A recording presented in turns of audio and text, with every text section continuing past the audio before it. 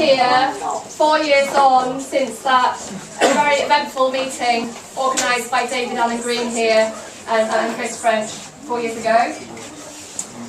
Tonight we are gathered to celebrate and have a bit of fun, which has been a rare thing as it happens over 4 years of pretty serious libel campaigning.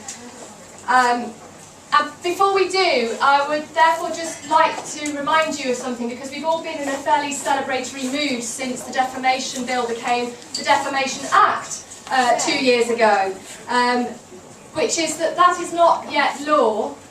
And so I would just like to remind you that there are many people who are still facing incredibly threatening actions, who face losing their houses under the existing law, who are giving up their careers and not writing again, and are losing everything. And many of you are aware that, for example, the transcriber Leslie Kemp, who's only just been able to fight back against a really unfair libel action against her because a good number of you found it in your pockets to help her pay some court fees.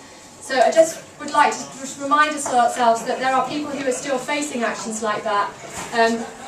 But tonight is a moment for us to take a bit of a breath and enjoy ourselves and remember some of the funnier moments in the campaign, and also how important it was that people gathered here 4 years ago.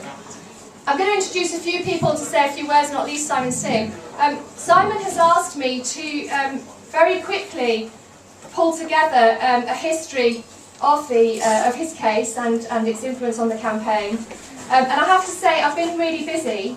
As many of you know, we've got the All Child's campaign running at Centre About Science, and so I'm afraid that I've had to borrow from another very successful story of bravery that I found on the internet and adapt it for tonight's purposes. So I'm very quickly going to remind you of that campaign.